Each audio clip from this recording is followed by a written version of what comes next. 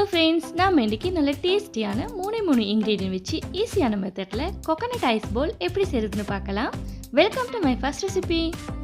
அதுக்கு சப்ஸ்கிரைப் பண்ணாதவங்க சப்ஸ்கிரைப் பண்ணிவிட்டு பெல் ஐக்கோனையும் கிளிக் பண்ணிவிடுங்க. கோகோனட் ஐஸ் போல் செய்கிறதுக்கு நான் இதில் coconut desiccated 1 cup icing sugar 1 cup add பண்ணிவிட்டு நல்லா மிக்ஸ் பண்ணி விட்டுக்கிறேன். இது செய்ய கஷ்டப்படவே தேவையில்லைங்க, நல்லா ஈஸியாக செஞ்சு முடிச்சிடலாம். 5 நிமிஷத்தில் ரெடி ஆகிடும். நல்லா மிக்ஸ் பண்ணதுக்கு அடுத்ததான் நான் இதில் மில்க் மைட் 1/2 கப் ஆட் பண்ணிக்கிறேன், அதாவது கண்டென்ஸ்டு மில்க்.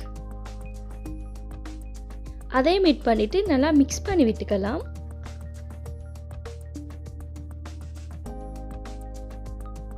நான் இந்த மாதிரி நல்லா நீட் பண்ணி விட்டுக்கிறேன். நல்லா நீட் பண்ணதுக்கு அப்புறமா இதை நான் 3 பிரிச்சுட்டு இதில் 3 கலர் ஆட் பண்ணிக்கிறேன்.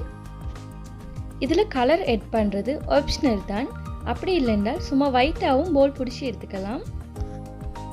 நான் இதில் 3 கலர் ஆட் பண்ணிக்கிறேன், red and blue and green.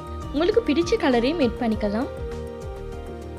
Colour add பண்ணதுக்கப்புறமா இந்த மாதிரி நல்லா மிக்ஸ் பண்ணி விட்டுட்டு சின்ன சின்ன போல்ஸாக பிடிச்சி எடுத்துடலாம். போல்ஸ் பிடிச்சதுக்கு அப்புறமா நான் இதை கோகோனட் டெசிகேட்டில் கொஞ்சமாக பிரட்டி எடுத்துக்கிறேன்.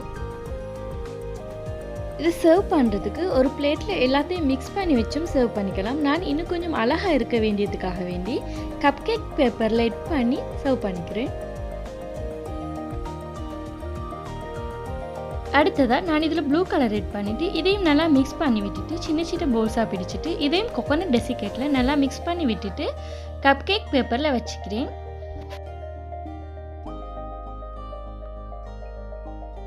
எல்லாத்தையும் இந்த மாதிரி போல் பிடிச்சிட்டு கோகோனட் டெசிகேட்டில் மிக்ஸ் பண்ணி விட்டுக்கோங்க.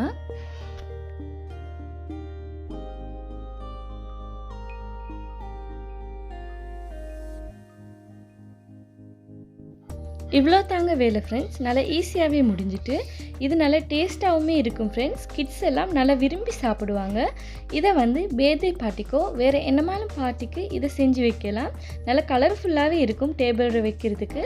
மறக்காமல் ட்ரை பண்ணி பாருங்கள் ஃப்ரெண்ட்ஸ், நல்லா டேஸ்டியாகவே வரும்.